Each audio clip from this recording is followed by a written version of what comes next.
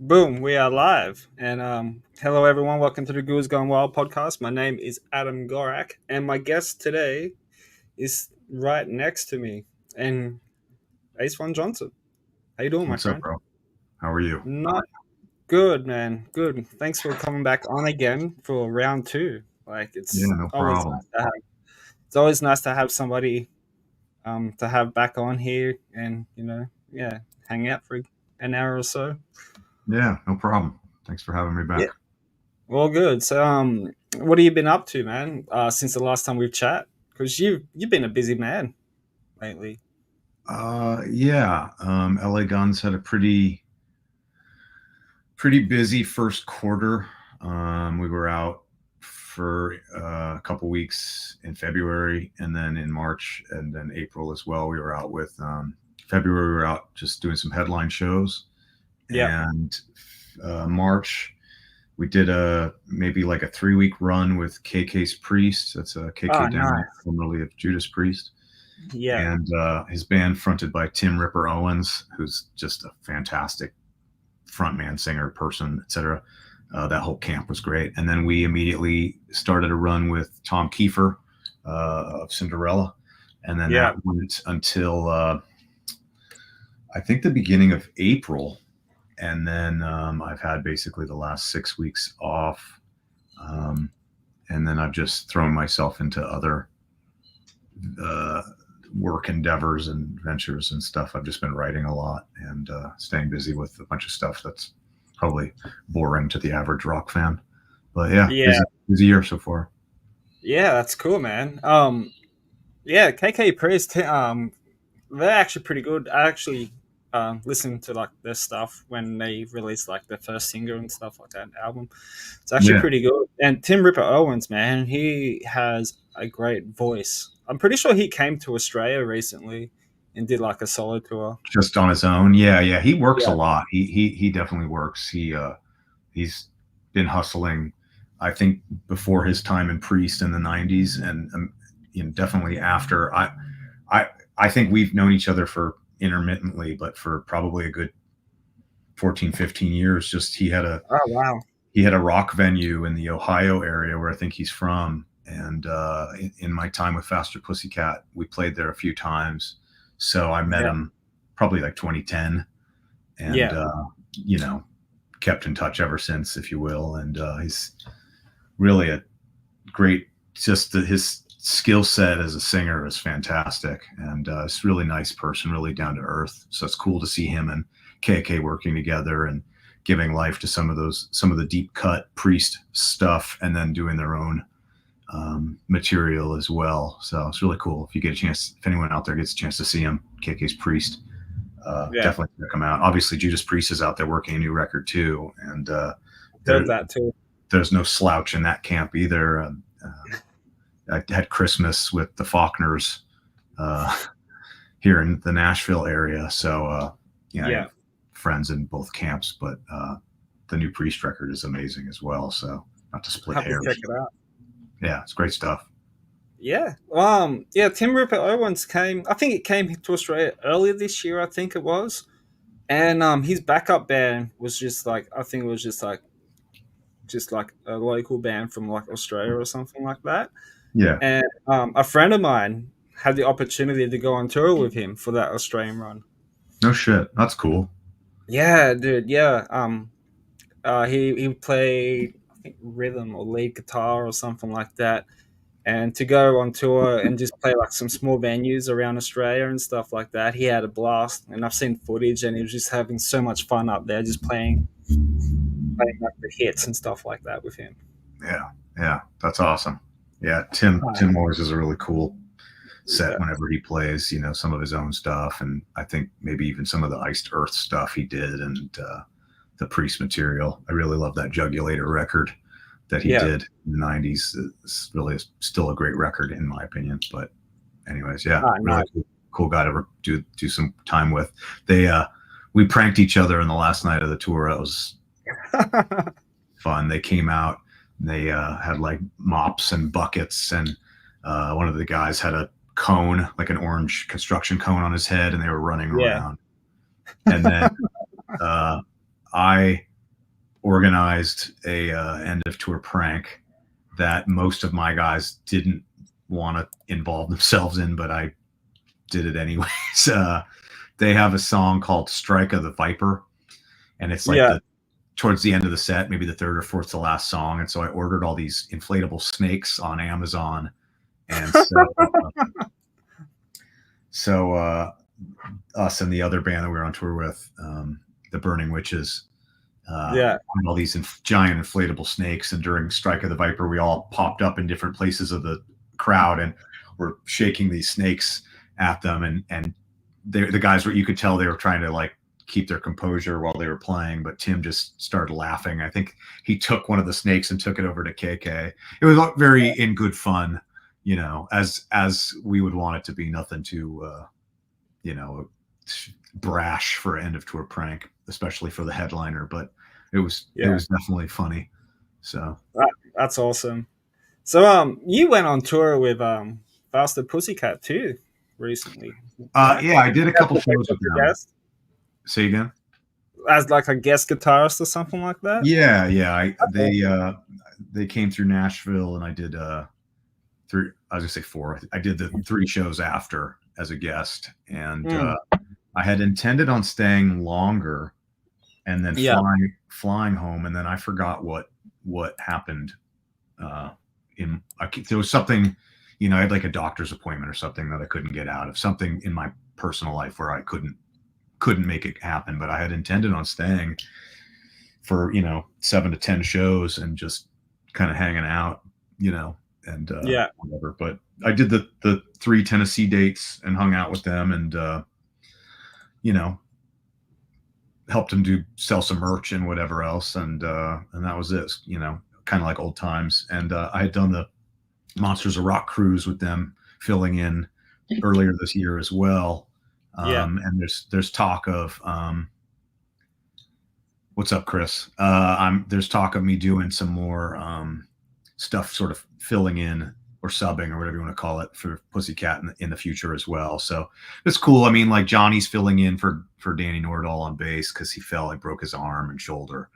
Oh So wow. you know, both those camps, even going way back to the not early, but the mid to late 80s, is very interconnected between Faster Pussycat and LA Guns. So it shouldn't really come as any surprise to anybody that, you know, both camps are still really tight, and that, you know, guys filling in, and, you know, Tracy filled in for Faster Pussycat maybe about 20 years ago for a while as well. So, you know, it's definitely family. I talked to Tammy on the phone maybe 2 or 3 days ago for a Yeah. while. And, you know, it's still just, you know, I mean, I'm not in the band anymore actively, but I'm still like by default, like you know, involved in some capacity. They're just talking about having me play on some more new material, some of the stuff that we had worked on while I was in the band. And so sort of the kind of thing where it was like, you know, you were around when some of the stuff was being worked up, you know, from demo stages, you might as well play on some of it as well, which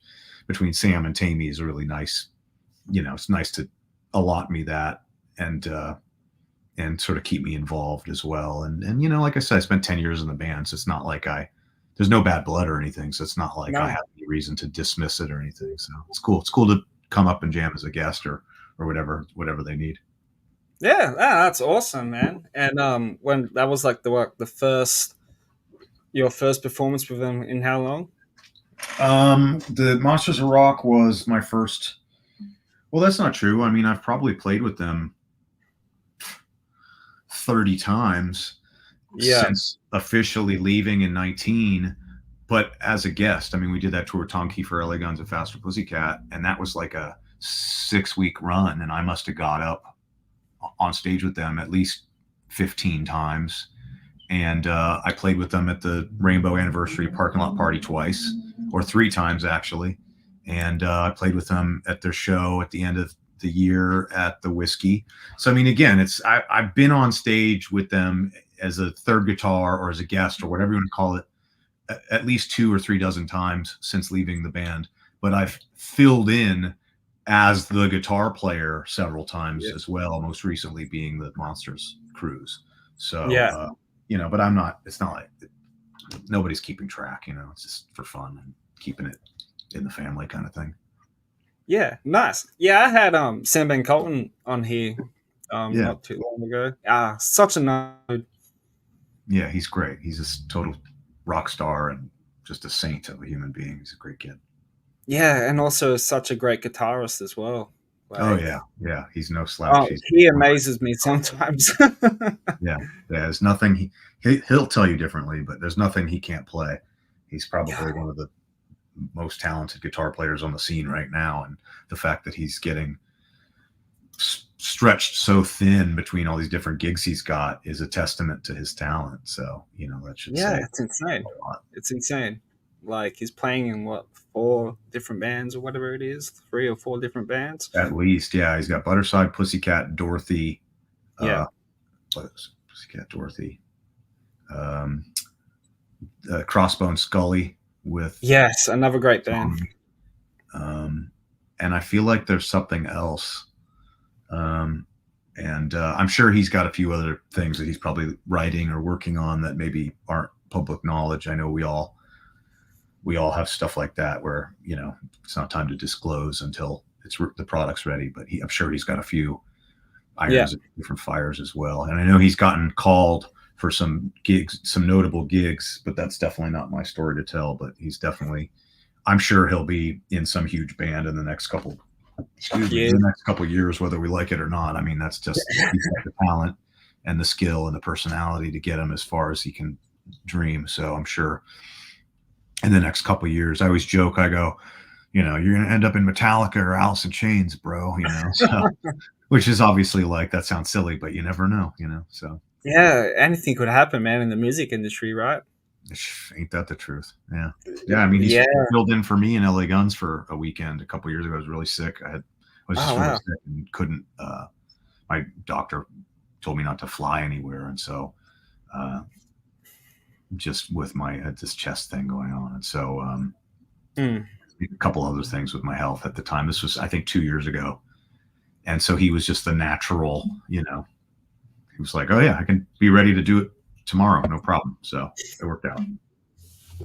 That's crazy. So when you went like with Fasterpussycat, were you playing with Ronnie Simmons in the band as well? Because he played for Fasterpussycat for a bit, didn't he? He was in the band for maybe 9 or 10 months. I think maybe just under a year. I Yeah. got up and guested with the band when he was in the band. Yeah. Yeah. Yeah. I'm looking and getting him on the podcast too because I met him through a friend like years ago, so I've been following his career ever since and stuff like that. But he's just got a started a new band or something like that called Ronnie Simmons and the Redback Spiders, I think it's called. All right. Well, Yeah, yeah, they played the first gig like a couple of weeks ago, and he's not playing guitar; he's actually singing. no shit. That's cool. Yeah, yeah, and a friend of mine's playing drums for his band too, so I'm actually looking forward to see some more live shows from him. But let's get into like some guitar and gear stuff Sure. because we never really got around to talking about your gear and guitar. And you're a Les Paul guy, yep. Yeah. Yeah. I've got about 8 or 9 of them. There's 6 of them right here to my right. Yeah, And that's predominantly all I play. I've got a couple tellies that I never play, and I have an Explorer that I play from time to time. yeah, Yeah, I'm good with my wrist is okay, bro. Thanks for asking. Um, yeah, but 95% of my time on stage, I'm playing some form of a Les Paul. It's just my favorite cut of a guitar, and it's totally classic. All my favorite guitar players play them, and that's it. yeah. Same, man. Yeah, same. So, what was your first Les Paul that you bought? Um, that's a long story. The first Les Paul I got, well, the first electric guitar I ever had, I had to save up. I saved up my allowance for I don't know 6 months or something. I was probably in eighth or ninth grade, and it Yeah, was a Explorer knockoff. And I was influenced by guys like James Hetfield and Franche Coma, the original guitar player for the Misfits, plays on a lot of the stuff that I don't think people know he plays on, like We Are 138, Last Caress, Yeah. Bullet, stuff like that. Some of those big hits is him on guitar, and I just thought the style looked cool. But I was also a kid, and I had it for probably a year or two. It was 2 years actually. And for my 17th birthday, I think my mom and my stepdad kind of took the hint that that's what I wanted to do, and they bought me some Les Paul knockoff Yeah. that I had for a while. I ended up hawking it to a friend who I still talk to. So I'm like, well, if I want to get it back, I could, but I don't really care. And that's what started my Les Paul fascination. And to be fair, now that I think about it, that's not actually true. I bought myself around the same time an Alpine White Epiphone Les Paul that, because it was a brand guitar, played, I think if my memory serves me correctly, played a lot better than the Les Paul clone. Yeah. And I know when I joined Madcap just before I turned 19, the white Epiphone was what I toured with and actually used to get like a really low on the totem endorsement from Epiphone. So, excuse me, even as a teenager, late teens, when I was playing in bands formally, it was always a Les Paul. And then, yeah, so I don't know. I don't remember which came first, the chicken or the egg, but I know by the time I graduated high school, I had two Les Pauls. And then a friend of mine lent me a Tobacco Burst Epiphone as well. And I fell in love with that sort of color scheme. So I have, I'm trying to think what's some of the stuff. Some of my stuff's in storage. Some of my stuff is in LA with LA Guns. And so I don't, Yeah. just trying to look. I have a Tobacco Burst that's here Oh, and nice. a couple other things. But that probably about 19 was when I decided that like a Tobacco Burst or Desert Burst Les Paul was kind of my favorite sort of color for a guitar. And of course, the guitar I was going to show off, I'm pretty sure is in the closet downstairs in a road case, so that doesn't do me any good. But yeah, and then now I just have a bevy of them, and clearly it's sad when I can't even remember how many I have or where they fucking are. But Yeah. there's a few of them. There's at least seven. Excuse me. There's at least, I can attest. There's at least 8 Les Pauls in the house right now. There's 2 in storage here across the street, as well as some. There's I've got a Dean Cadillac. Someone had asked how my wrist was doing. I just moved all my stuff from a smaller storage unit into a larger unit, and in the process fell and hurt my wrist. But Yeah. I'm fine, more or less. But so I'm very fresh on what I have in storage, because I literally in the last 10 days just went through and cataloged everything. So I've got an Epiphone in storage. I've got a Gibson in storage. These are Les Pauls. And then I've got a Dean Cadillac in storage. I've got a Les Paul and my Explorer with LA Guns in LA. There's 6 Les Pauls all right here. And then there's 2 in the closet downstairs under the stairwell. So Oh, wow. that's probably the bulk of my guitars. And then I have stuff I've like lent out and then never got back. Like I've got acoustics all over the place. I'll be like, oh, I'm going to come over and bring my acoustic and we're going to work on some music. And then I'll be like, I'll pick it up next time. And then that never Yeah. happens. So Yeah. stuff like that. A tattoo artist buddy of mine still has one of my hollow body guitars and whatnot. So they're all over the place. And then I just tried to reclaim. I've got 2 guitars that were on display at a like a clothing store on Melrose in Hollywood, and I Yeah. had forgotten about them. And I just sent the guy a message maybe like 2 weeks ago. I was like, "Hey, do you still have those guitars? Because I'd like to get them back." Yeah. And so that's in motion too. So like I said, they're all over the place. But yeah, to answer your question from an hour ago, a Les Paul guy for sure. That's my main go-to guitar. Yeah. Same. I've always been a Les Paul guy. But like my first real guitar though, um, that I bought from my own money, was a Fender Stratocaster. Yeah, that's a great Yeah. startup guitar. Yeah, yeah. I had like like secondhand, like knockoff strats and stuff like that. Hmm. But yeah, it was like when I got into like listening to like Jimmy Page and like Jimi Hendrix and stuff like that. That kind of inspired me to get a Fender, and also John Five as well. Yeah, yeah. But Wow, what a guitar player. Yeah. yeah, but then yeah, a few years later down the track, I bought this, my first Les Paul. Oh, that's cool. That's Yeah, cool. it's I had this for about 8 or 9 years now, man. It's Nice, very. nice Epiphone as well. Yeah, yeah, yeah. I mean, Which people kind of rip on it a little bit, but I mean, a high end Epiphone is no worse than same a lot of same mid tier Gibson stuff. oh yeah, Same parent company. I would suggest always pulling all the hardware and guts out on an Epiphone or most of them, but as far as the woodwork and everything, I mean, if you like a guitar, then go for it. oh yeah, and I always like spend extra money on like locking tuners as well. Yeah, that's cool. These, but yeah, this I haven't played this one in a while. Um, that normally just stays like on the rack. I normally play my gold top a lot. It's just like the neck is a little bit more thinner. It's a lot more easy to play. Yeah, probably 60 style neck. Yeah, it kind of Oh, feels like a Strat as well. With that's like with cool. Strat necks, they're like really really thin, and that which I love as well. But what amps do you normally use for live and for recording like this stuff?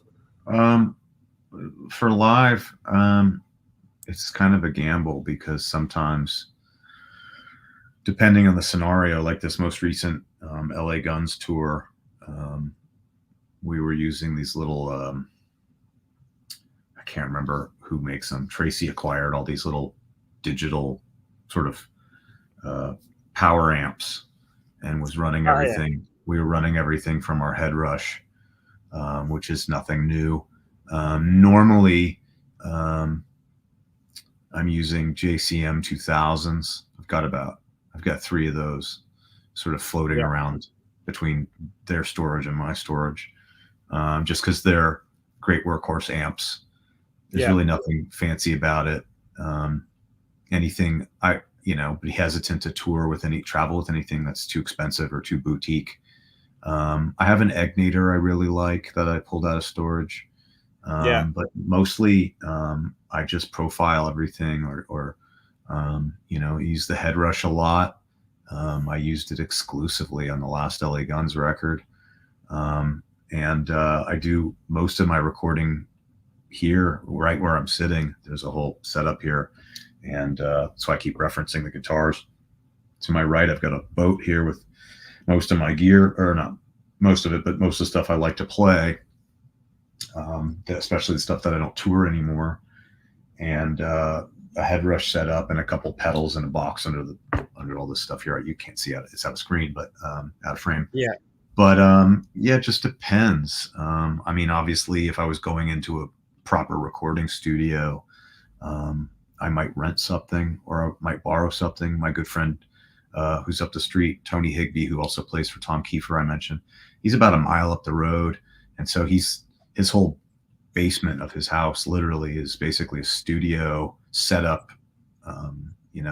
digitally at least, but he's got, drums and bass amps and I don't know how many guitars he has down there and amps and cabinets and everything. So pretty much anything that I don't have or might conceive I'd possibly need, I could at least, just run up the street and be like, hey, can I borrow this for this tone or for a session or something like that?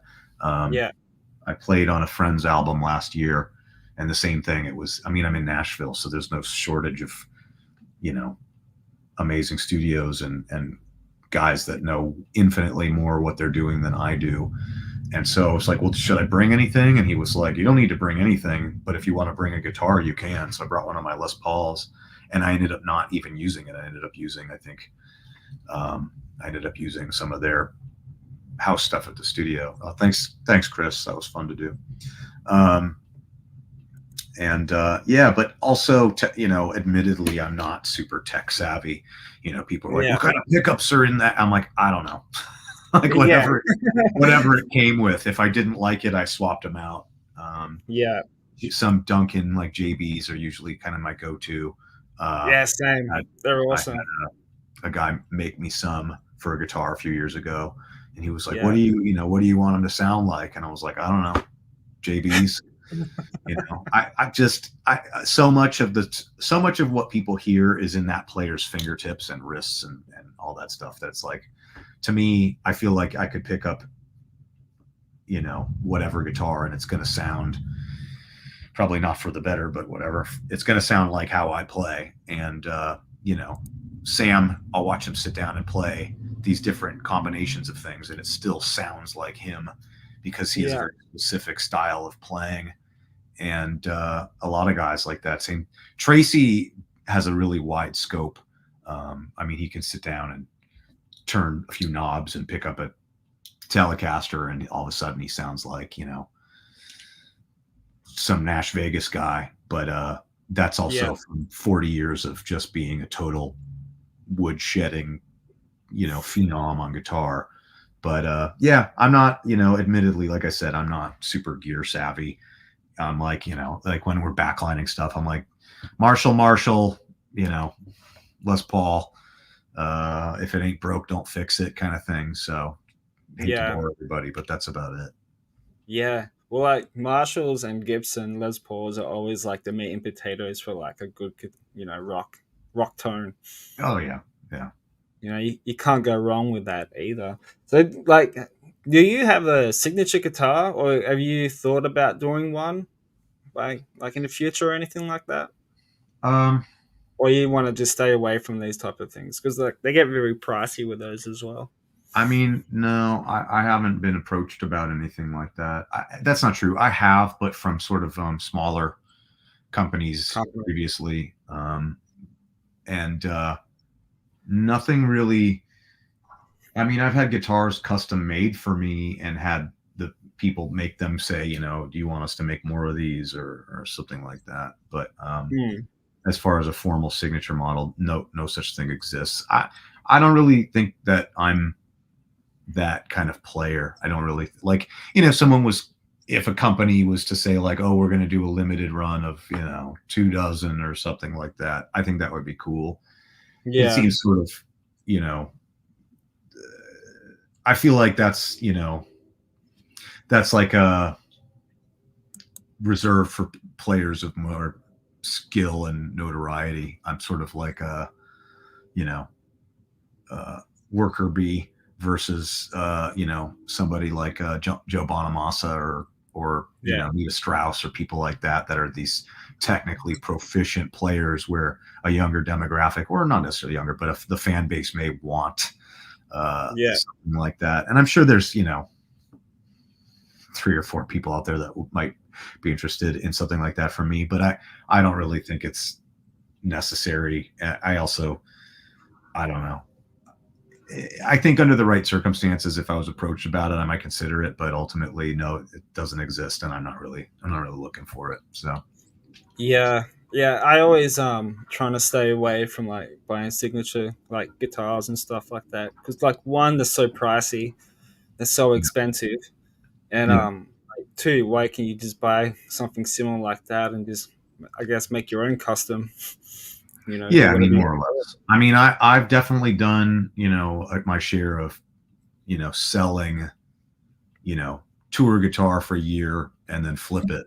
I've done stuff Yeah, like that. Maybe to a collector or somebody who's a really a big fan.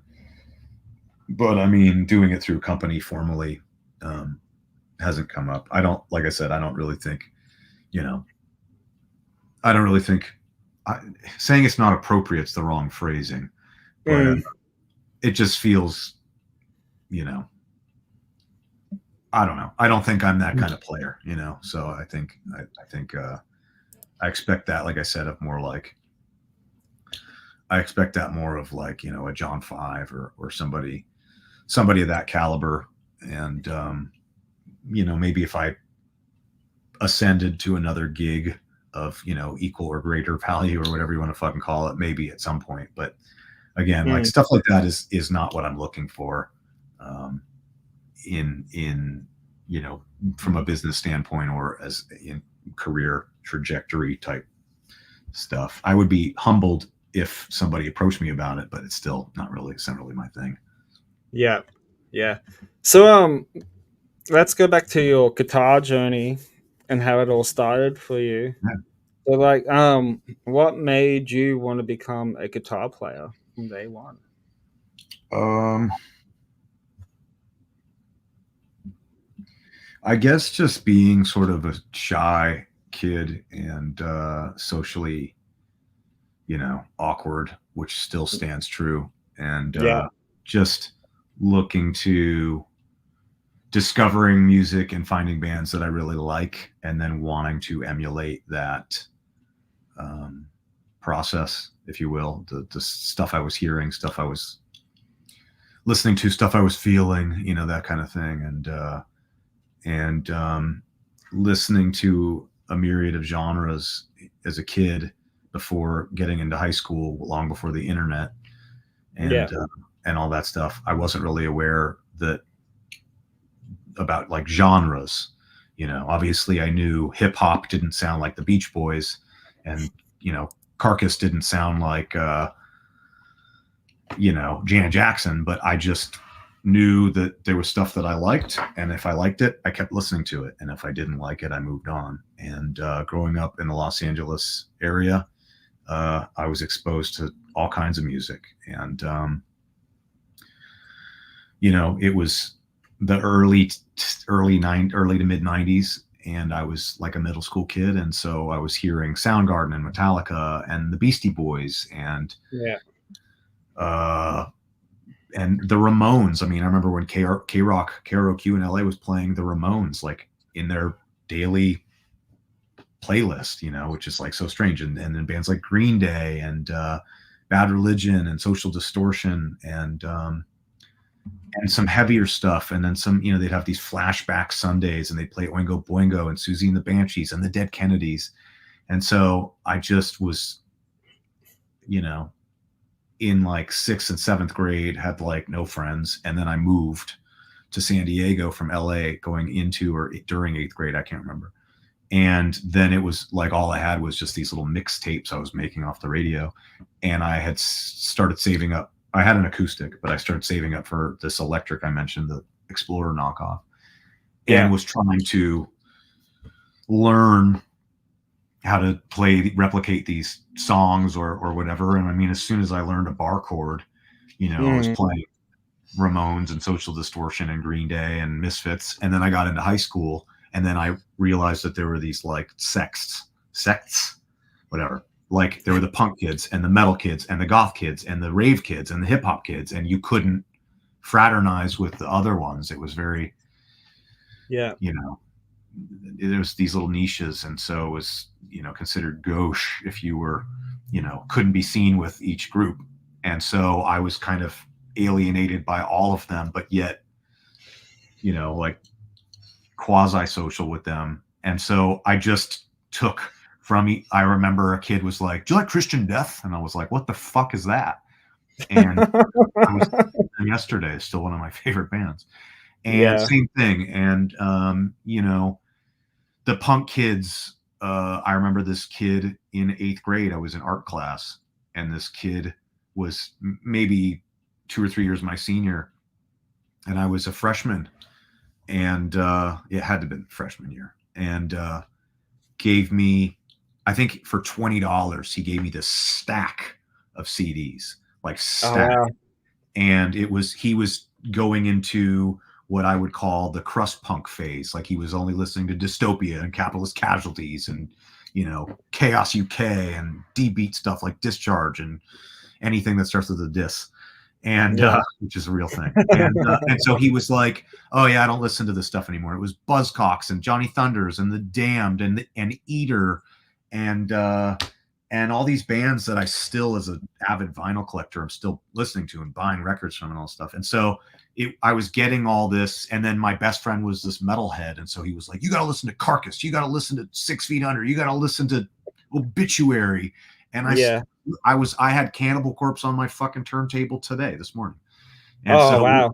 how I woke up, and so Tomb of the fucking Mutilated. And so I just liked what I liked. And I applied that into, I know this is kind of a long tangent, but I applied that into what That's I all was good. doing.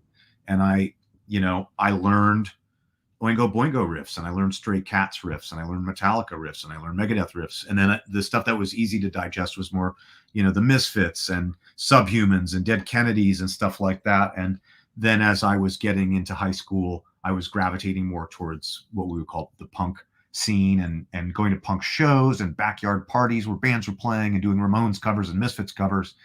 And then I Yeah. started meeting more people that didn't go to my school. And leading up to turning 17, the week I turned 17, I started what ended up being my first like real band. And within 6 months, we were on tour. We went up to Portland and back. We were playing with national acts. I was booking shows. I Yeah. was doing that whole thing.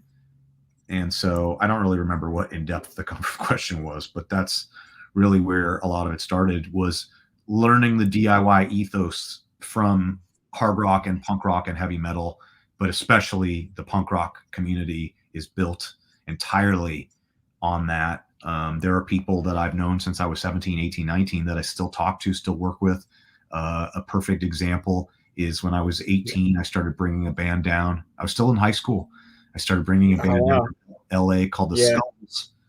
And the guitar player of the Skulls was my friend Kevin Preston. He met his wife at a concert that we were playing together, because his wife used to be my guitar player's girlfriend. And now Kevin is in Green Day. Literally, he's the guitar player in Green Day. And so, I mean, we're The not third super. guitarist. Actually, no, he'll be like the second guitarist in Green Day, Yeah. correct? The Jason backup. White's the guy that's been there for 30 years. Kevin's the guy that's been there for the last 5, 6, 7 years. I But, got you now. and name drop, but like, I remember booking him and being like, this guy's talented, Yeah.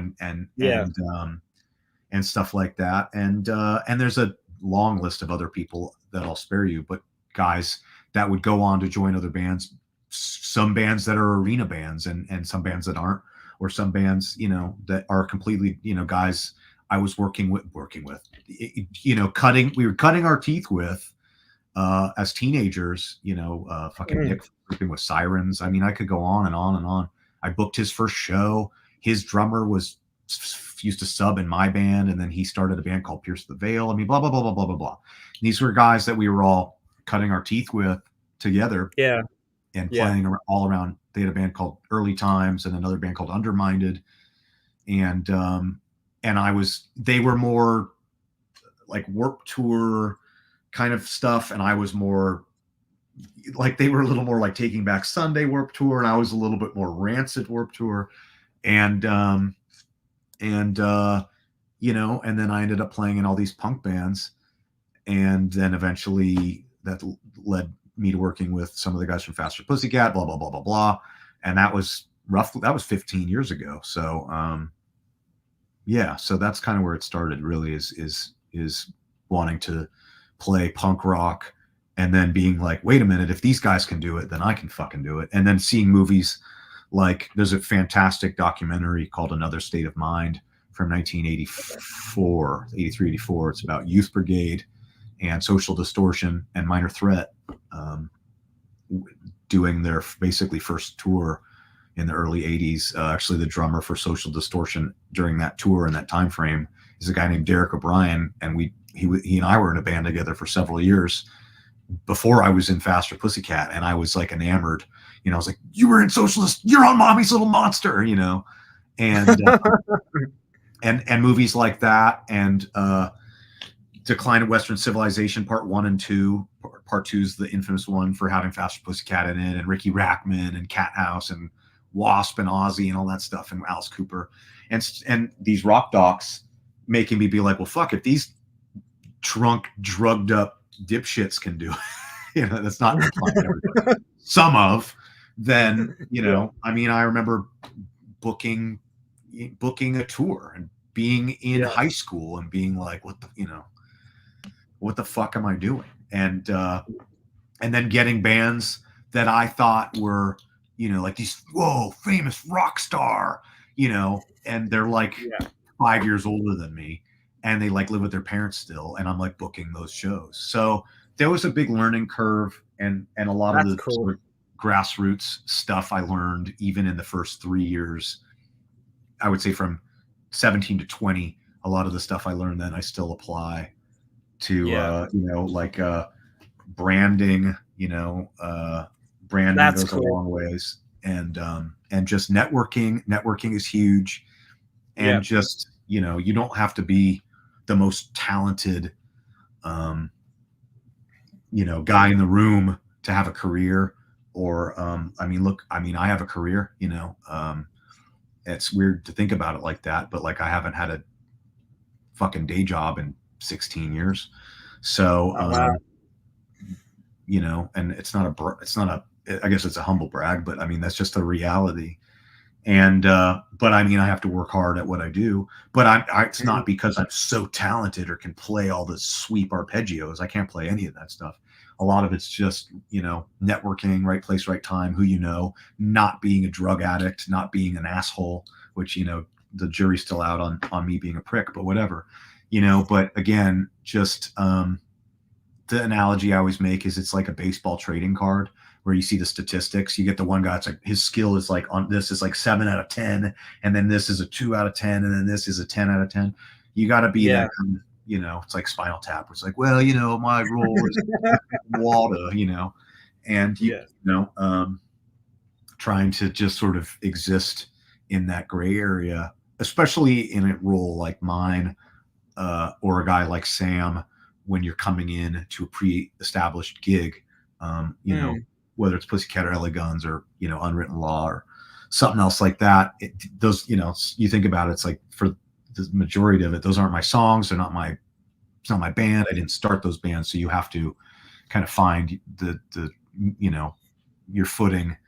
And I think a lot of people, especially with social media and some things like that, think a lot of it's just like, well, if I can sweep arpeggio, then how come I'm not in the band? And it's like there's Yeah. just more to it There's more to it. Yeah. than just having the maximum skill set, which is a big part of it, but it's definitely not even. It doesn't make up half of acquiring a gig per se, at least in my experiences and what I've seen in my peripheral. So that's just my sort of takeaway for anybody who's curious. Yeah. Yeah. Well, it's not easy either. Like, by the sound Well, of things, man, you worked your fucking ass off for years to get where you at now. Like yeah, I mean, it's crazy. I remember in my 20s, I'm 41, but I Yeah. remember in my 20s there was a lot of things where it was like, uh,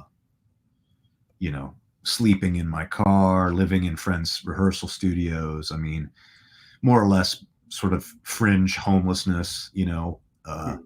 eating eating crap, like, you know, uh, I never outright asked for money. I think I had too much pride for that, but I definitely ate, like you'd be like, well, I'll just sit at the pizza parlor and somebody will leave a piece of pizza. Right. Yeah. I mean, and, you know, so I think anybody that thinks that it's like this, you know, easy mountain to climb is kidding themselves, and you have to be committed to it. I just went to see Bad Religion with Social Distortion, and Oh wow. what a great fucking show. Yeah. It was really surreal because both those camps keep a very tight ship. And I realized about 20 minutes into it that I was the only person, excuse me, the only person walking around. Um, this is a pretty large venue. So saying backstage is sort of an understatement, but I realized that I was the only person back there that didn't belong there. And, Mm. fortunately the guys in Bad Religion are like Jay Bentley's like I love the guy. And so, he gave me credentials and he was like, you do whatever the fuck you want. I was like, okay. But, I like that. Yeah. but, talking with Jay and Brian Baker and then Johnny Two Bags from Social D after the show. Again, it's like it's name droppy stuff, but I don't know how else to tell these stories. You know, especially Johnny and I, because I've known Johnny the longest. And it was cool to reconnect with him because I hadn't seen him in person up face to face in probably 15 years. Like we're still internet friends, but that's not real. But I Yeah. think the last time I saw him in person for a conversation, I was like 25. But we were talking about, you know, his time in the US bombs, my time in the US bombs, his time in the Cadillac Tramps, and just going through all that, you know, working day jobs and working, you know, shitty side jobs just so you can go do your gig. And it's like, look, you know, look at us now. Like, you know, and Yeah. you know, it's humbling, but that's the reality is that, you know, there are those moments where it's like, you know, look, motherfucker, you know, I worked my ass off for a lifetime to get Oh yeah. to wherever we are. So it's occasionally it's nice to have those, you know, get to flex a little bit. But I don't even know what the question was, but yeah, that's it. It ain't easy. Like Bon Scott says, you know, it's a long way to the top if you want to rock and roll. And 100%. you know, it's so easy to get together in a garage with some friends and jam. And with Mm. social media and the internet now, it's even easier to make things happen. But you have Yeah. to have the drive and the incentive and the want. It shouldn't just be about how many likes you get or what your engagement is on social media. Too much people pay too much attention to that stuff in the business sense. And I really Yeah. think that if you have a good band and you have good songs, that'll sort of outshine somebody who's got 200,000 fucking followers and maybe they're not good. There's a band whose name I'm not going to say, but there's a band whose name keeps coming up. Yeah. And Ricky and Rackman and I keep talking about this band because their name keeps coming up. And we Yeah. we were on the phone today because we're taking a trip together next week. And Oh, nice. we were talking about this band, and he goes, "What the fuck is it about this band where they're everywhere I look?" And I keep going, maybe we both agree we'll listen to it. And it's one of those things where it's somebody on the internet decided that they were good, and neither of us neither of us can find that in this band. But again, they seem to have gotten popular because the internet has dubbed them Yeah. popular. Whereas personally, and again, I'm not naming the band, personally, I was like, this is borderline unlistenable for me and Yeah. is indicative of what social media does for bands, sometimes in a good sense and sometimes in a negative sense, where I'm like, this is continuously getting more popular because somebody else was like, oh, they're really popular, they've got 100,000 followers, rather than like, this is really good because I really enjoy the music.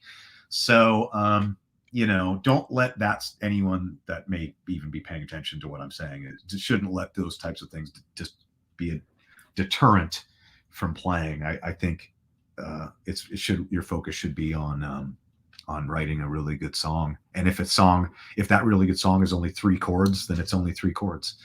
You know, so Yeah. it wouldn't be On about repeat. how many sweep arpeggios you can squeeze in there, or you know, Yeah. if your TikTok tick subscribers are 500,000 or something. Like that should be the next concern, you know. So anyhow, I'm gonna Yeah. get off my fucking soapbox for a minute, but No, that's it's my all good, take, dude. that's my Nah. take on the music biz right now. Nah, I love hearing that. I love like hearing these type of things. And like, yeah, I had Eric 13 on here 2 weeks ago, and he was just saying to Yeah, me that he was saying that most bands focus on their image then their music first, yeah, and it should be the other way around. yeah, yeah, You know? completely. Eric, we're not super close. We've been acquainted,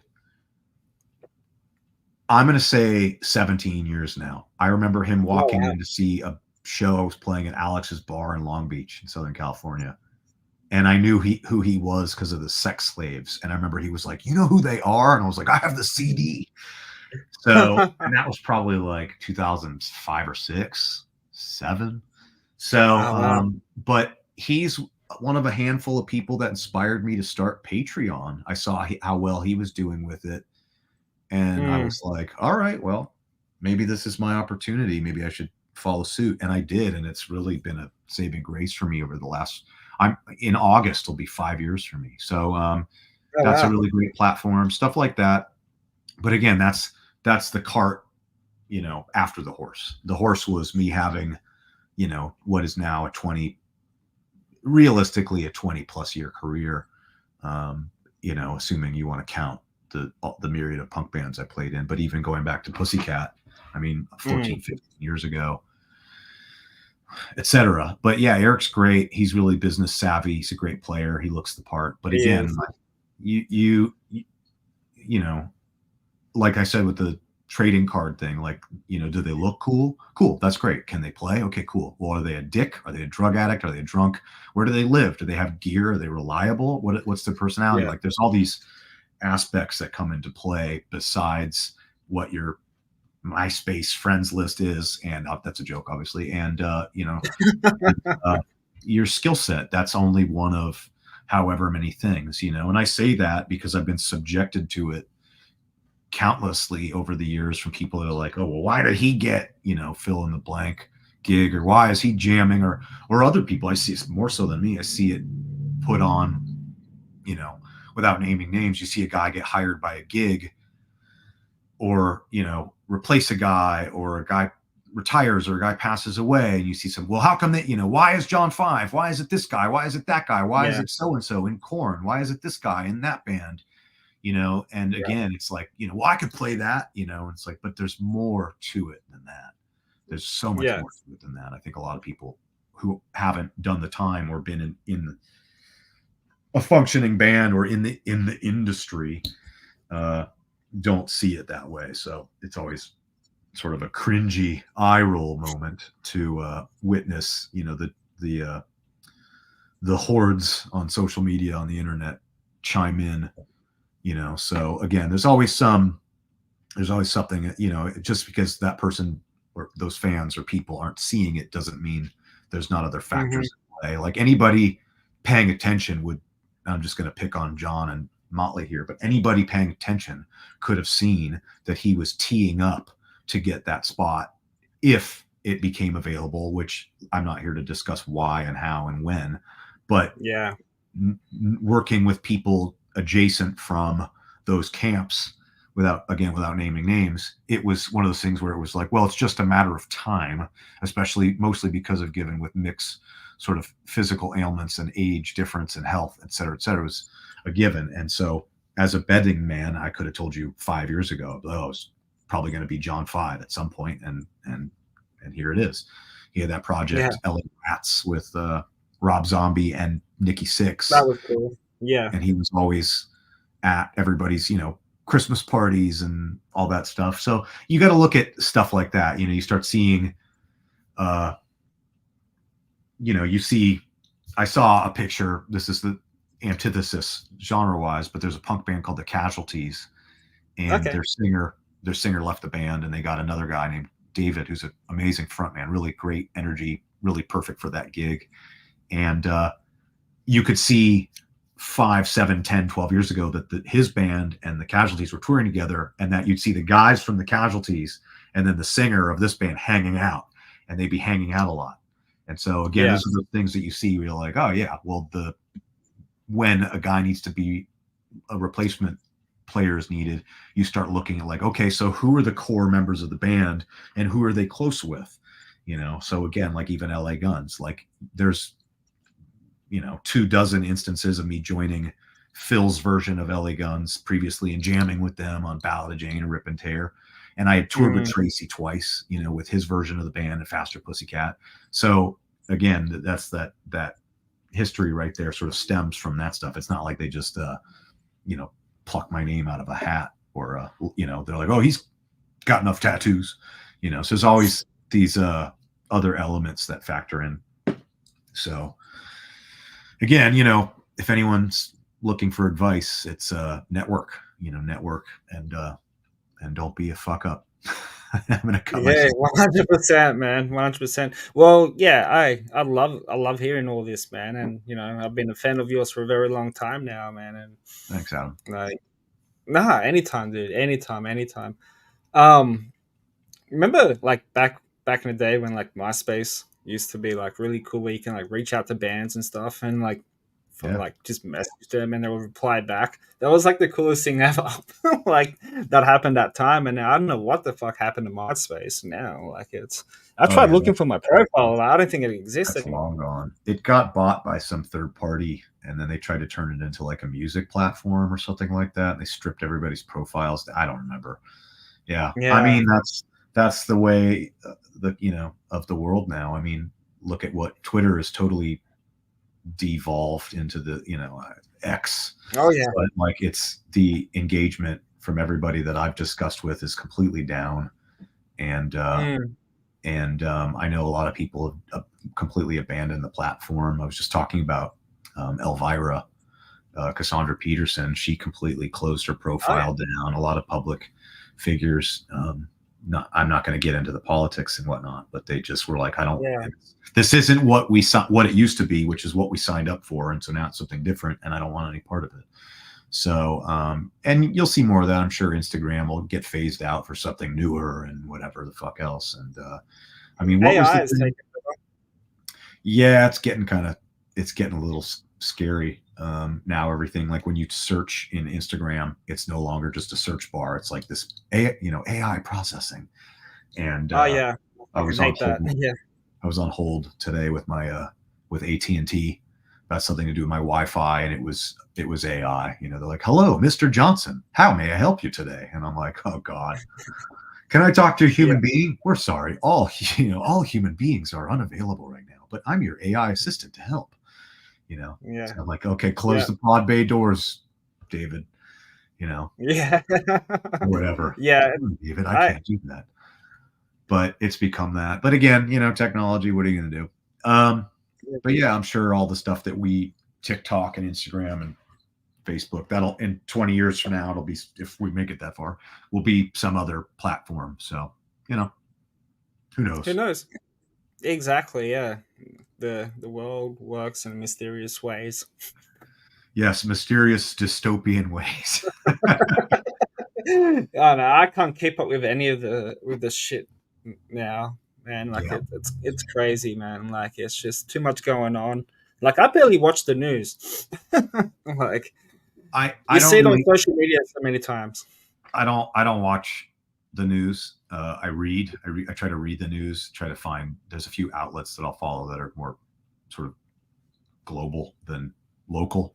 I know obviously Yeah, we're in different countries, so it doesn't do me any good to get some guy in Washington D.C.'s perspective or New York City's perspective on Darfur, or maybe what's happening where you live, or say what's happening in parts of Europe right now. I would rather get something a little more, I guess, biased from that region, but totally not what I want to talk about. But yeah, I mean, the world is mm, an ever increasing sad place. So, and I'm not a political pundit, so I'm not here to get into any of same. that. But it's nice to be part of music, which most people use to escape, myself included. So, obviously, I have my opinions on certain things, especially domestically. I'll tell you all about it, Hmm. but I won't. Uh, but people will ask my thoughts on, let's say, fill in the blank, and I'll be like, well, it's not really. I don't really you know I don't really want to get into a lot of it, because frequently you do more alienation than positive response. And so what you can't appease everybody. So I'm quite the misanthrope. So the more terrible things that people do in the world, I just go, yeah, not really surprised. Yeah, And go back to trying to write a song, those three chords, right? So it's all we can do is try to not be terrible people in our own little way and yeah. move Oh, along. that's my brother, by the way. Hope Oh all yeah. is well, Ace. Yeah, he's here, chilling What's up? somewhere. Yeah, sorry Yeah, to tangent I into a got. dark place there, but yeah, it's hard not to think about some of that stuff at the world at large. But back to guitars. Yeah, Yeah, yeah, yeah. So were you a self-taught player, or did you have yeah, like lessons? completely. So I, you were I, self-taught. yeah, completely self-taught. I actually regret, in hindsight, not having a handful of formative lessons. Um, just, I think I felt like once I was able to, you know, throw a couple power chords and some Chuck Berry riffs out there, I was like, that's enough. Good, Yeah, good enough for Johnny Ramone, good enough for me.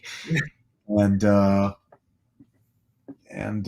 wish I had had a little bit more foresight to learn more.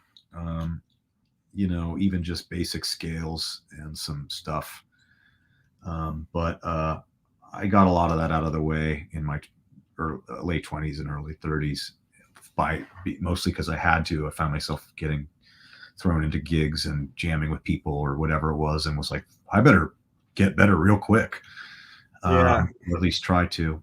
But no, I had one lesson in my 20s from a guy that my mom knew from some band in California in the 60s called PG&E, Pacific Gas and Electric.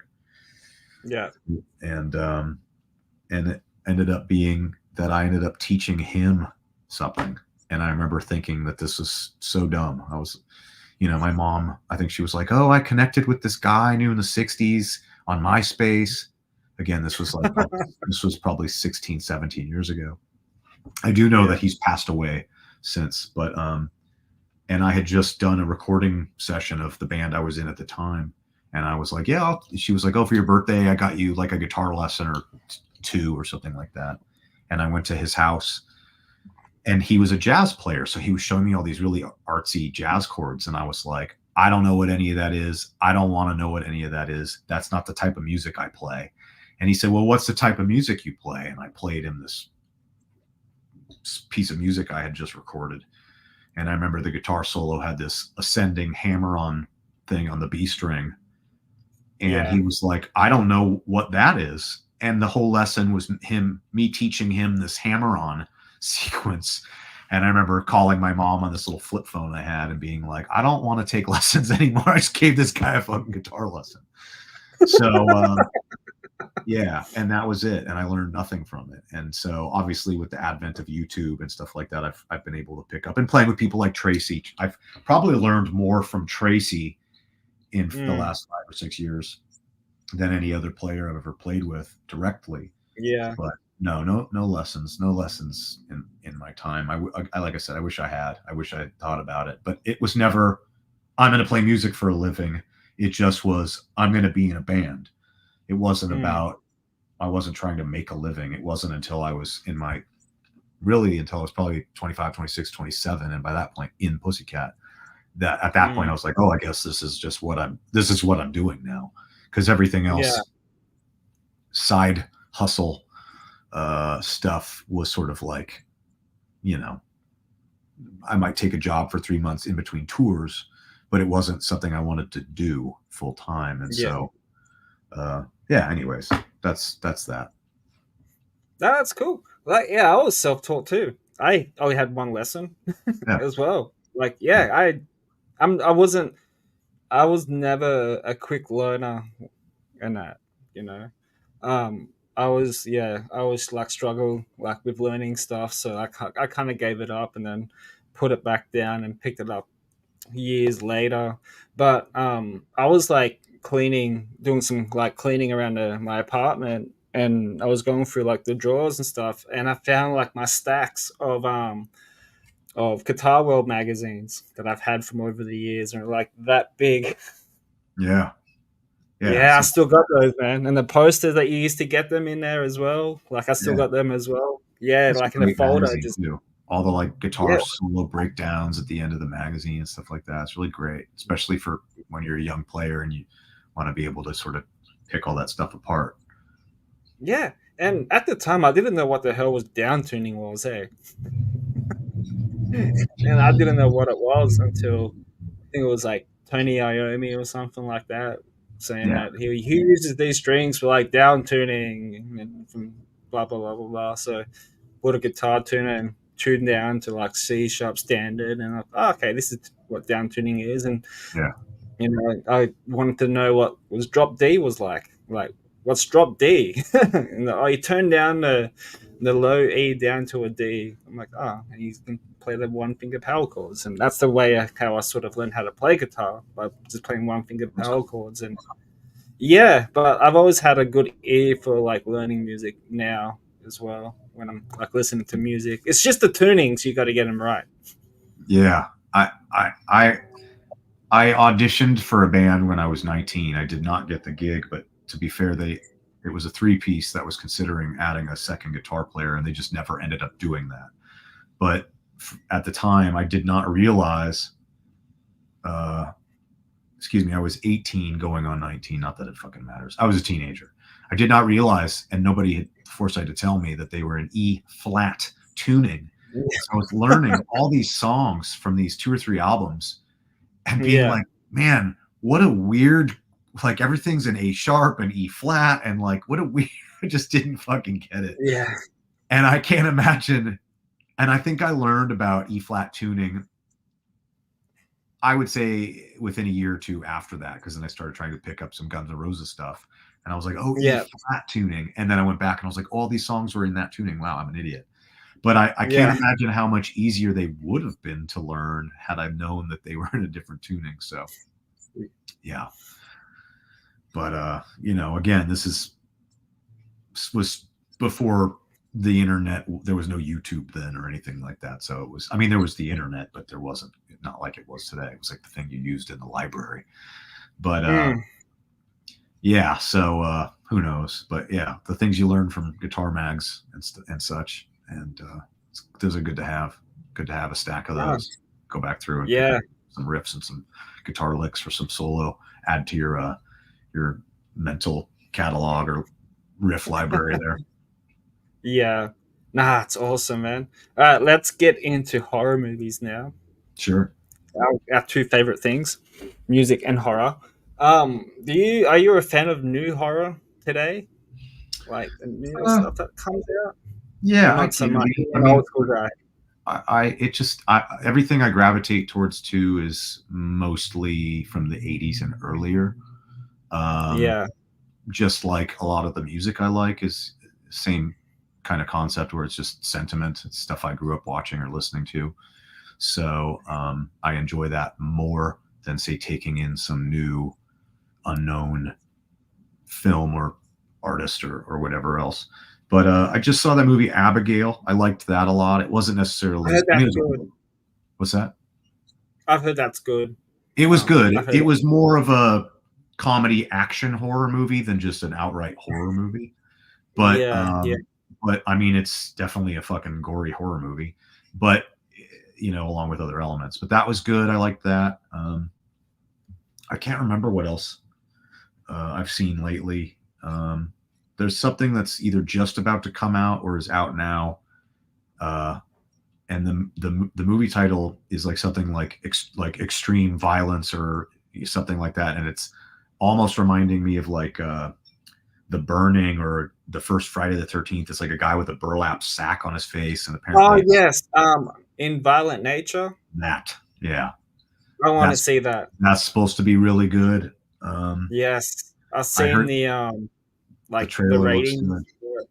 Oh Yeah, yeah, that I don't know. well, Like I said, most of the stuff I watch is older, and I know I've yeah, seen horror movies in the last 5-10 years that I liked, but it's like in one ear and out the other. I forget them relatively quickly. yeah, What about yeah. you? Yeah, I've been rewatching like The Strangers and stuff like that. Oh yeah, have Um, you seen the new one? no, I've heard people are shitting on it I because it's heard. sort of I replicating from the first original a little bit. Yeah, nothing that I heard made me want to go see it. So if it comes on TV or something, I have all the you know Max Streaming. and HBO and all that shit. But if it comes on one of those, I'll probably put it on. But I was like, okay, if everybody's already kind of shitting on it, I wasn't such a big fan of the original to where I wanted to rush out and see it. Um, The original was good. Like I liked the still holds up original. Yeah. today. Yeah, I like the Yeah. original. There was that movie maybe towards the end of last year, and of course I can't. Oh, was it Knock on the something? It's got Dave Batista and Oh, Knock on the Woods? Something. I think I know. I think I know which one you're talking about. Yeah, I've it's seen that one as it's well. it's more of a, I guess, like a sci-fi movie. I don't know, a thriller. I don't know if it's not necessarily a horror movie, but it has horror elements for sure. That I really Knock at liked. the cabin door, Now, or yeah, knock at that's knock, yeah, whatever it is. Yeah, I know which one you're yeah, talking about. that Yeah, was I've I seen that. liked that. Um, Gosh, That I was more really like a liked. psychological thriller, though. Yeah, yeah. I mean, yeah, it was some horror elements to it, but it definitely, you're right, it Mm, was more of a psychological thriller. Um, what was the a Barbarian I really liked, um, yes. just because I didn't expect any of that. I mentioned Ricky Rackman. He and I talk about horror movies a lot. He's a fan too, and he called me Oh, nice. and he goes, "Have you seen Barbarian yet?" And I said, "No." And he goes, "Do you know what it's about?" And I said, "Nope." And he goes, "Don't look it up. Don't Google it. Don't watch the trailer. Just go watch it." And I was like, "Okay." Yeah. So that's what I Yeah. did, and I was like, "Okay, all right." Yeah. You didn't expect to see fucking Bill Skarsgård get his head smacked in.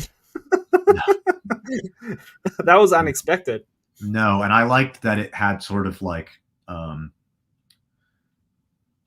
not chapters, but I remember there. I won't give any no spoilers, but there was a point maybe halfway through the movie where it was almost like a conclusion of something, and I remember being like, "Well, that can't be the end of the movie," but it just Mm, like this the different elements of the characters and different stories sort of crossing their paths or whatever. But that was good. I don't know, man. yeah. It's a pretty short list of stuff that really, kind of blew my skirt up. I'm Yeah. trying to think what else I'm waiting for. Obviously, it's not necessarily a horror movie, but kind of the new Beetlejuice movie. I'm looking forward to Yeah. that, hoping they don't Same. fuck that up. Yeah. Um, and yeah, I don't know if you've ever read the original script for Beetlejuice, which Don't is think written. so. It's You can Google it. It's on the internet.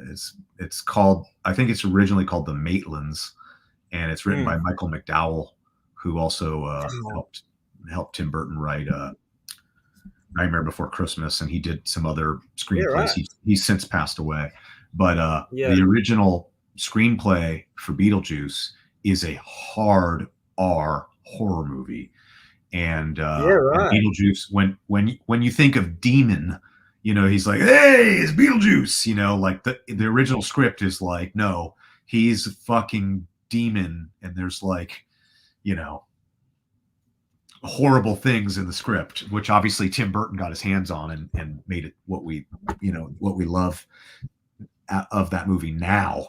But it's an Yeah. interesting read if you're up for it. But Yeah. and I Wow. only say that because Beetlejuice is arguably, if not my favorite film of all time, at least in my top three. So Mm. anything pertaining to it, I'm like, I got the script online 7 or 8 years ago and read it on tour just out of boredom and was like, wow, Yeah. this is totally not the fucking movie that they made at all. But Could you imagine if they released it like that? yeah, kind of. I mean, Yeah. it would have been a hard R horror movie in the late '80s that probably would have it would have been somewhere between People Under the Stairs meets Exorcist. I mean, think about how have you ever seen Exorcist 3? I haven't. No. Watch The Yeah, what's Exorcist, it? or at least do one of those YouTube 10-minute uh whatever it's Review called. things? Yeah, like the recap of Recaps? Exorcist. Skip Yeah. Exorcist 2 Yeah. and watch Exorcist 3. It's one of my favorite horror movies of all time. Yeah. And so obviously I don't want to give anything away, but I would say the original Beetlejuice, because of the time period, excuse me. The Yeah. original Beetlejuice, had it been a horror movie, I think it would have been somewhere between Exorcist 3 and People Under the Stairs. Oh, wow. I could So, see that. and Definitely. if you've never seen Exorcist 3, Don't read anything about it. Don't Google it. Just do a quick Just watch it. recap of do a quick recap of Exorcist just so you can remember who is what and whatever, and then or rewatch Exorcist. If you feel Mm, inclined, but you should if you're a horror movie fan, you should definitely see Exorcist 3. It's the best thing in that franchise other than the original, which isn't saying much because everything in that franchise is terrible. But yeah. Exorcist 3 is a fantastic, uh, somewhere between the movie Seven and Exorcist. It's definitely a little Oh bit more wow. of a detective movie. Yeah. Um, and uh, who's the detective? Kinderman, I think is his name. Uh, at the end of Exorcist, he's asking the priest to go see a movie or something Mm. like that. It's a I haven't different watched it in a actor. very long time. It's a different actor, but it's the same character. So, which is why it helps to do a little recap on Exorcist, and the uh, the actor is George C. Scott. So, who's this? In his time, he's obviously since passed, but he's this award-winning, famous American, at least, actor, and he's in it. He's the main detective, who's the same character from the original Exorcist movie, Oh wow. and some of the other people from the original film are in it, as well as some really amazing cameos. I don't want to ruin it for you, but Nah, it's all good. it's I'll definitely it's go. I might watch it tonight. it, if you watched it and you thought it was just okay, I would be surprised. If you don't walk away from it being like, "Wow, that was good," I would be surprised. It's one of Yeah. those movies where people would go, "Oh yeah, Exorcist 2 is terrible," and I go, "I know it's terrible. It's a studio project. It was a cash grab." Mm. Exorcist 3 was William Peter Blatty, the novelist, writing a novel, which was the sequel to his book. And then when the studio did Exorcist 2, The Heretic, um, Mm. he was like, "Whoa, whoa, whoa, whoa! What the fuck is this? This isn't the sequel to this isn't the next story. The next story is what I'm writing." And then they did Yeah. Exorcist 2 and it bombed. And then they tried to option his book. And he said, the only way I'll let you option my book is if you let me direct it because you fucked my story up. And so Mm. he said, and they let him come in and direct it as a first time director, more or less, which was unheard of. And I don't think it was a box office bomb, but I don't think it wasn't as successful as it could have been because of the sort of damage done from Exorcist 2. So, Mm. and that new Exorcist movie, by the way, was fucking awful.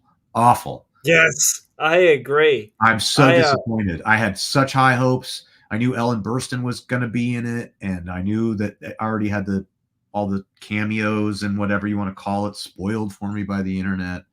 And I was like, well, mm, whatever. I'll go see it. Like I said, I'm sure it'll be at least okay. And at best, I would be like, yeah, it was okay. I didn't find it scary. I didn't find it interesting. It was too much fucking CGI. The plot was lame. yes. And then they tried to squeeze in a bunch of stuff at the end.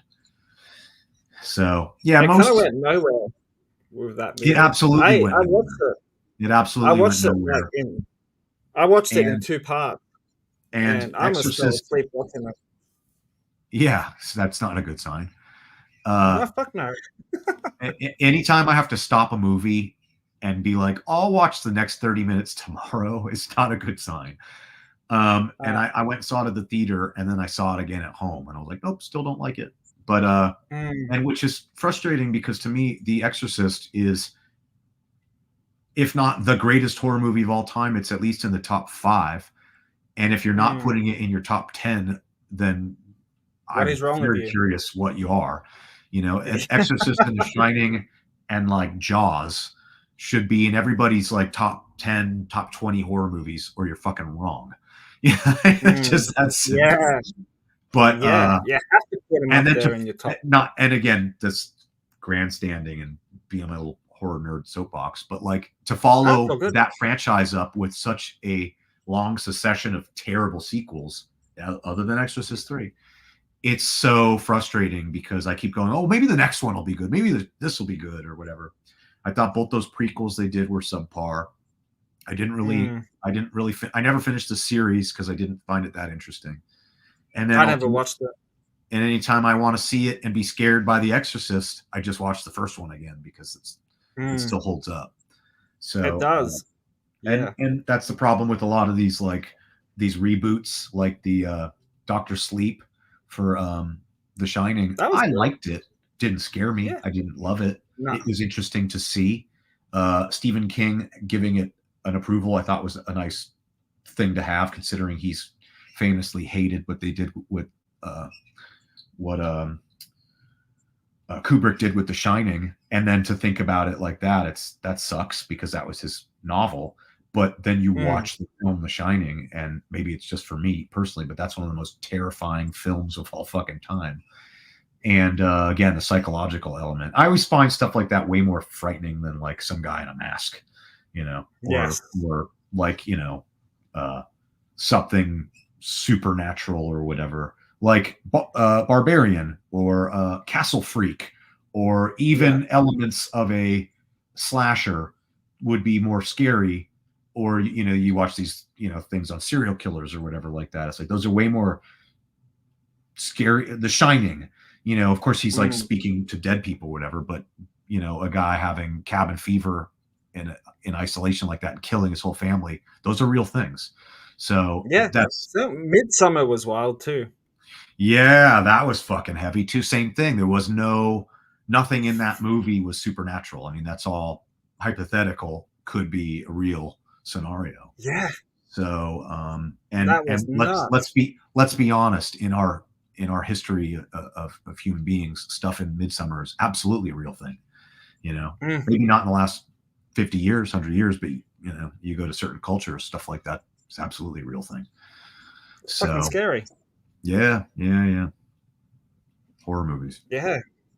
Oh, it's yeah that's why like I like connecting you with these type of things because like you and I have like so much in common um with music, guitar playing, and horror movies as well, and of course tattoos. But no, I love it, and people call me fucking weird for like liking that shit. But I'm like, hey, that's the shit that I grew up watching, man. Like it is what it is, Yeah, and I like mean, a huge I've been fan getting base in horror. That's what I've I been love getting about it. called a weirdo since I was a child, and so much of what has made me a weirdo has at certain times become like in vogue or popular, to where I just, first of all, I don't give a fuck what anybody, like what people think about what my interests are, or Yeah, whatever, because who's to say in 5 years from now that's not going to be the cool thing, or your kid isn't going to be into the same thing, or you know there were kids in high school that you know you know were like, oh, these bands are the word they called them was an un-PC word you can't say anymore, but they would yeah, say those, these bands are this, and then a couple years later they all like those same bands, stuff like that. yeah, So, and the same thing applies to certain things as an adult, whether it's film or music, or I've got remnants of nail polish on my fingers, or somebody recently made a comment and I was like, if you don't like it, don't paint your fucking nails. I fixed it for you. There you go. Don't yeah. do it. Like shut the fuck up. Yeah.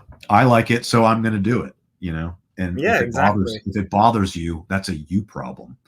But Yeah, again, on my little soapbox there, but like same thing, like I like what I like. I like the movies I like. And if you don't like them, don't watch them, and, or if the new movie exactly. comes out and it sucks, like whatever, I don't want to pick on any franchise, but if the new Friday the 13th part 46 comes out and it sucks, that doesn't mean I still don't love 1 through 7, or it doesn't take Yeah, away from me loving Jason Takes Manhattan, or part 2 and 3.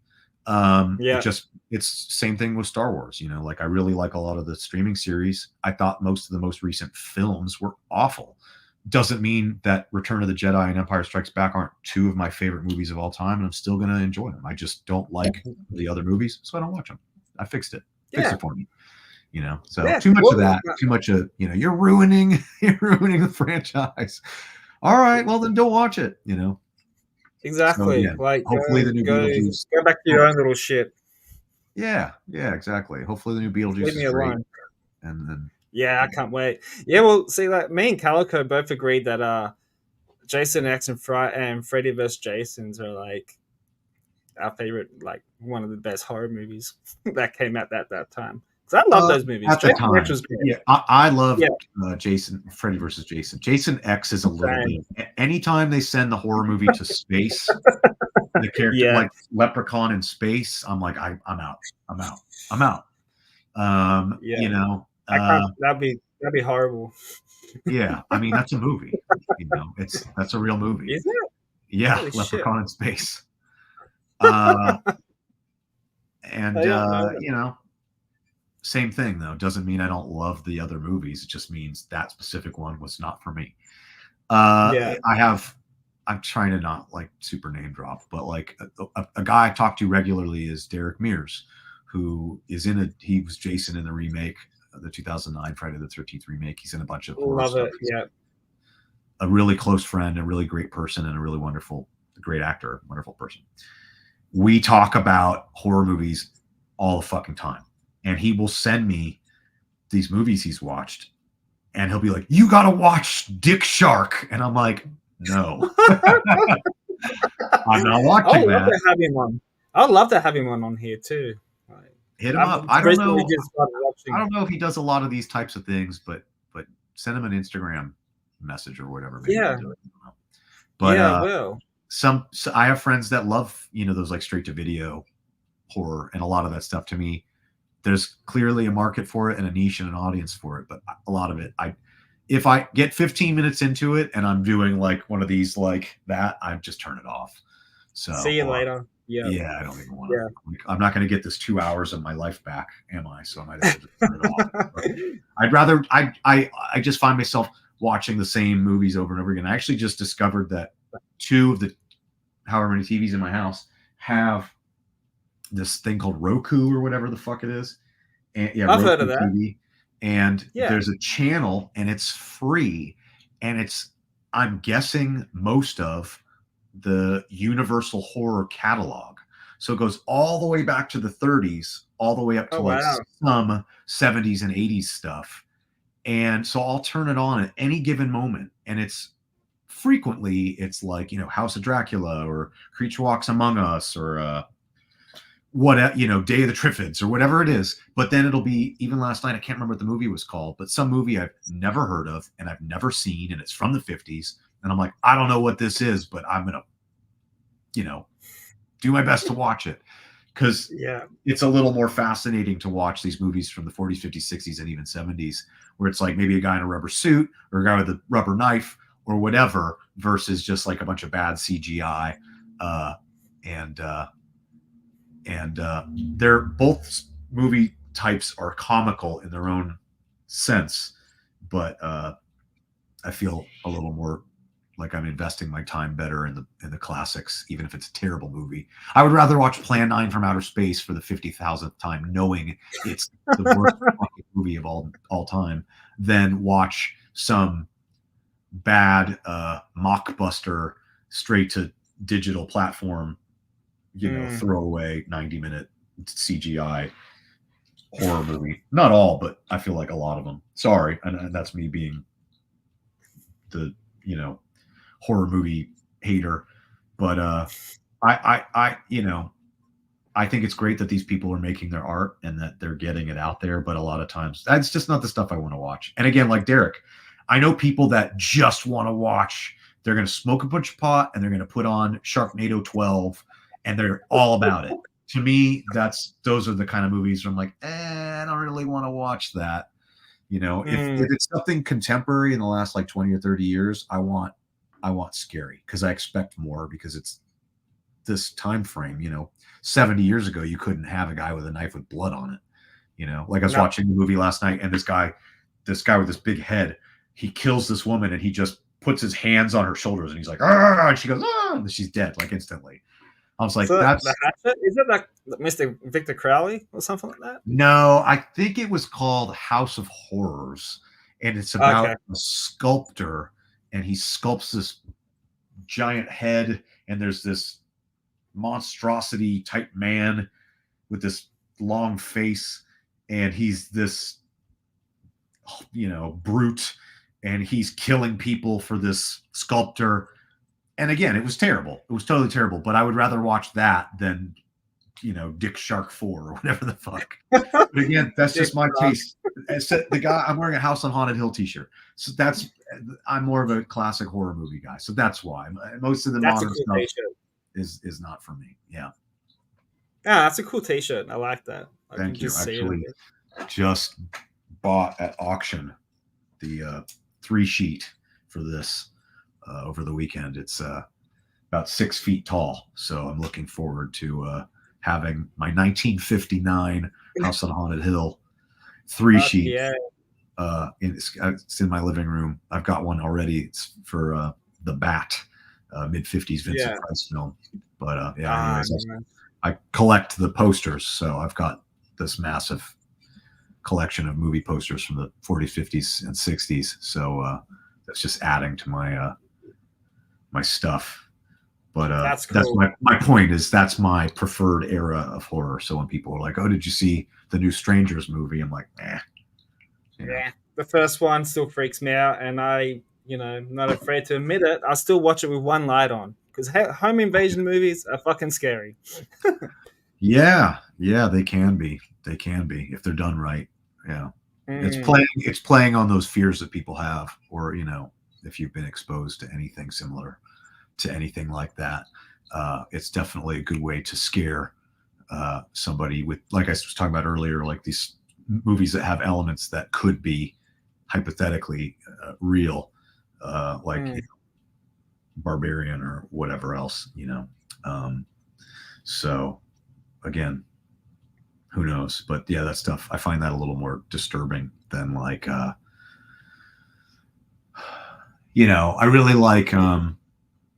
really like, the Conjuring franchise. Um, Yes. I'm a fan of They're pretty my much favorite too. all of those, even the spin-offs. Even if some of them aren't that great, I still like them. I think I like the writing. Um, The new but one's coming out soon too. is there a new one coming out? I'm pretty sure. I'm pretty sure it's the new one, and I think it's called The Conjuring: The Last Rites. I think. You're right. You're right. You're right. You're right. And I really like Vera Farmiga. I think that's her name. Um, and I like the writing. I like that franchise. Speaking of newer stuff, and you know, supernatural or not, I like them because nothing in those movies makes me think like I'm not going to look down the hall and see a nun, ghost demon coming at me. So it's a little more saccharine to watch these sort of like, oh yeah, it's a ghost and a monster and a demon and a this versus like some guy standing in your driveway, with a Yeah. knife, because I've had that happen. So like I know what that's like. So it's a different type of being scared, and Yeah. and and I like those types of movies too. I like having my psychological thrillers and horror. Me I too. think that's Yep. why The Shining still scares the shit out of me, because it's who knows. But seeing Ghost Demon Part 8 streaming on Netflix, I'm gonna go, yeah, it's probably not gonna be good. The visuals, the CGI is probably going to be terrible. The plot's probably going to be lukewarm, and it's not going to be scary. So what's the point? Unless I'm watching it to laugh. If someone goes, "Oh, did you Yeah. see this movie? It's really fucking stupid, but like funny stupid." I saw something Yep. recently that I thought was like that, and of course I can't. Abigail was kind of like that. Like it was like stupid, funny, scary. At Yep. no point were you like, "I'm invested in this. This is a real scary movie, and I'm going to lose sleep over it." It's just like an enjoyable, vanilla action comedy horror movie about like a vampire girl who gets kidnapped and how she dispatches everybody. So Yeah. again, like that, if that's keeping you up at night, then maybe don't watch Exorcist 3. But again, like genres of music, it's just those are my preferences. And I'm gonna Yeah. stop rambling about horror movies at this point. It's all good. I love it, man. I love it. Well, dude, I appreciate your time, man, and your Yeah, no friendship as problem. well over the years, man. I really, really do. Yeah, I came up likewise. with some fun little questions Sure. for you to answer, which I've done these with Sam Ben Colton, Chuck Garrick, and Calico Cooper, which they had fucking interesting fucking answers when I gave them those questions. And I did it with Eric 13, so I need to find it somewhere. All right, cool. So five questions I'm gonna be asking you. So, what was your first tattoo? Uh, the star with a book in it right here is from the Clash. It says "Know Your Rights." It's the artwork from one of their singles from the Combat Rock album.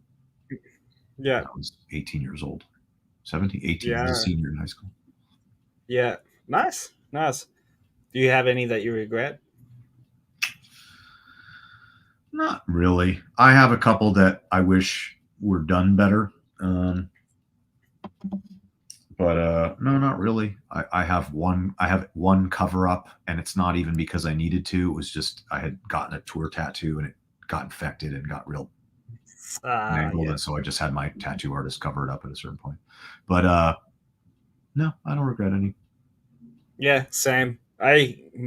Majority of mine tattoos are like because I like them. You know, Yeah, the stuff that I like, and there's heaps of random shit. And I've recently got my sleeve finished cool.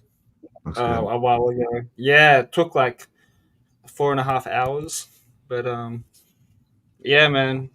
Proud Filipino. My mom's Filipino, so supporting her heritage, man. That's cool. Really proud of it. Looks good. Yeah. Second question: if there's one artist who you want to collaborate and record a full length album with, who would you pick? Um, It's a tough one, um, isn't it? yeah. I mean, there's a ton of people I've always wanted to work with, or you know, make like a wish list of people I'd like to work with, but I don't feel like any of them jump out as far as like doing an album with. Mm, Uh, an album with. I mean, that's the kind of instance where I would rather do an album with a friend than somebody yeah. of note. Um, and then some of the people that come to mind, I'm doing stuff with, and I can't disclose that, so I can't really give an answer. Um, I'm going to try to think off the reservation here. If I could do an album Yeah. with anybody, uh,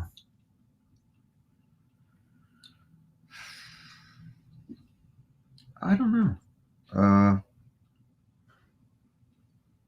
I'd really like to do um, something that's not so obvious. I'd really like. I mean, fuck, if I'm just shooting for the moon, I would love to do.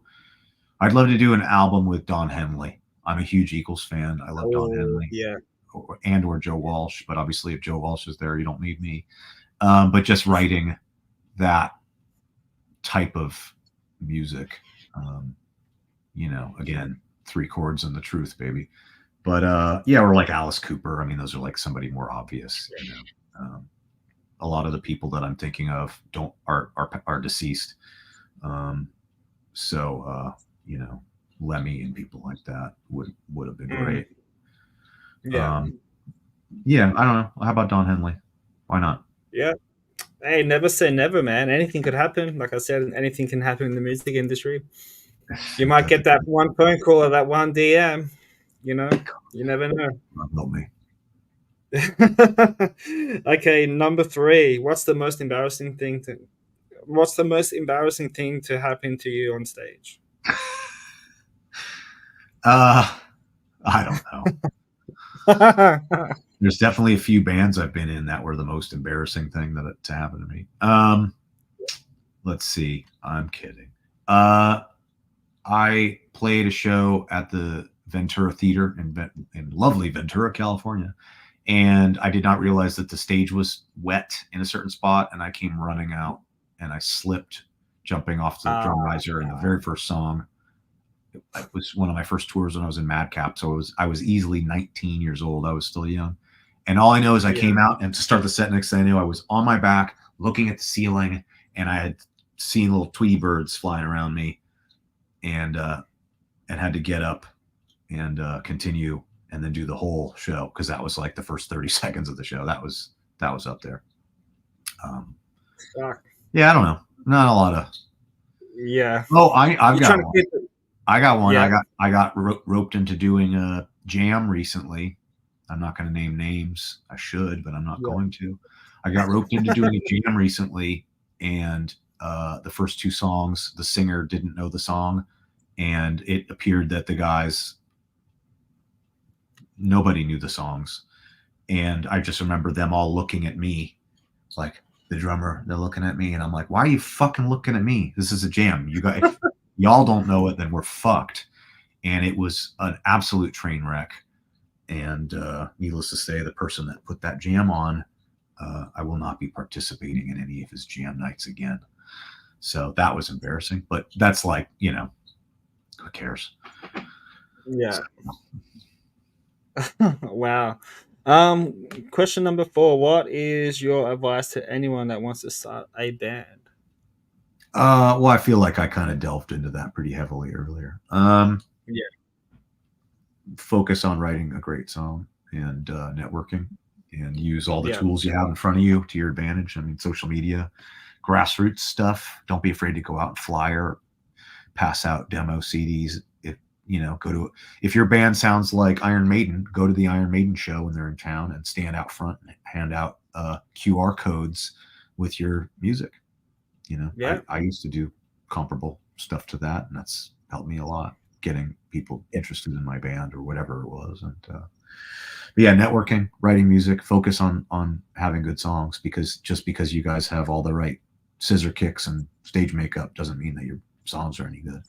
So Alice Cooper's famous for saying, you know, you've got the look, but where are the songs? That So is true. that's it. Yeah. Like what I was saying before, work on your music before you start on your image. Yeah, it's true. And that's a one thing for anyone out there too. Final question for the day. If you can describe yourself in one word, what will it be? Uh,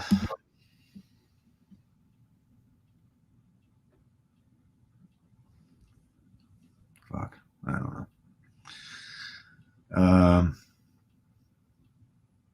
The pessimist. I don't know. You know,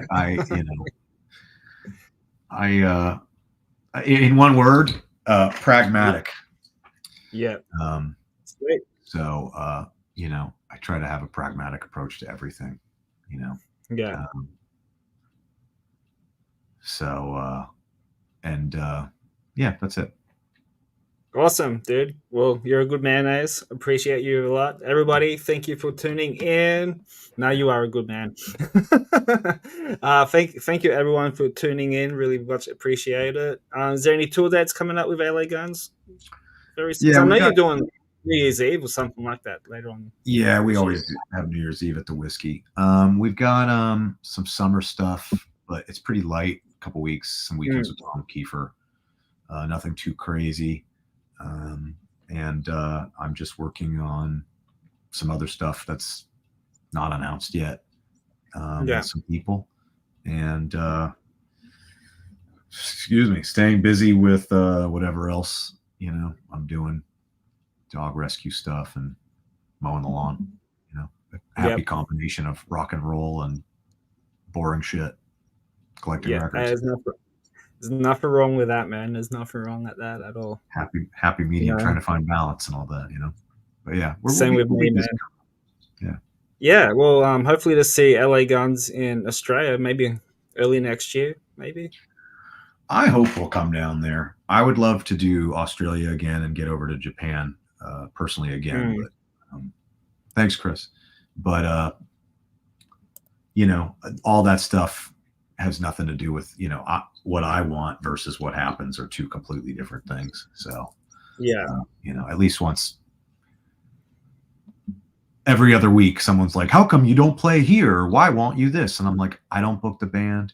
I have yeah, nothing to do with it. I got no yeah. control over what cities we play, what venues we play, where we go, why we go, how long we go." I just get told this is where we're playing, and there it is. Yeah, the bus stops, and I get out and Yeah, do my own routine and Ye- on to the next place. But I would love to get down there again.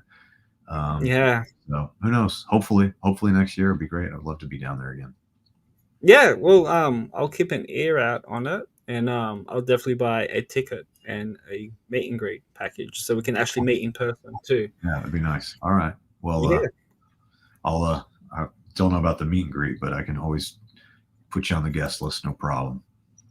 Yeah, I'm happy to just to buy a ticket, man. I'm always love to support bands and stuff like that, and supporting you as well. So Appreciate sharing the it. love, man. Nah, anytime. Well, guys, thanks for watching and tuning in. Make sure to like and subscribe to this YouTube channel. Follow Ace in all social medias, which I have already put them in description um, area, and buy some cool merch. I have this cool trucker hat.